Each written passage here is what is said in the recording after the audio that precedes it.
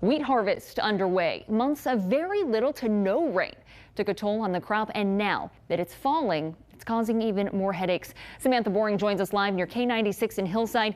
And Samantha, I know farmers are having a hard time getting into fields to cut what little they have left. Yeah, Julia, just a few weeks ago, the fields were dry, but we've had more recent rain. These wheat fields are ready to go, but the rain is putting a dent in harvest plans. It's just one of many barriers.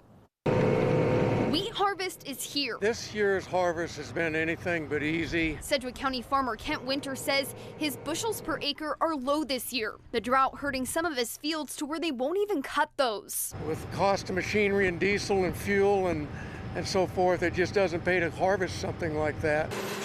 He's grateful for the recent rain, but it's put a halt on wheat harvest. It's part of the ball game of being in the farming business. When Winter is able to harvest his wheat, he's gathering more than his crop. We're not used to fighting the weeds at harvest time.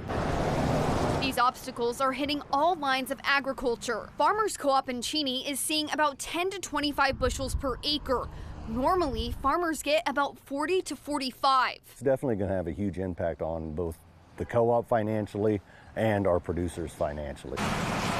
Most of it this year, I'm guessing, will stay local and hit the local mills. But with the lower yields, they expect mills to search elsewhere to make up for the shortage. Farmers say it's good to have rain for the fall crops, but they're hopeful things dry out to save what's left of this year's wheat. Winter says his fall crops are off to a good start, but the drought is not over yet. We've barely made a dent. Winter says he's hopeful this rain will stick around through the summer to help a fall crop grow to be very healthy. Here for you in Wichita, Samantha Boring, KSN News 3.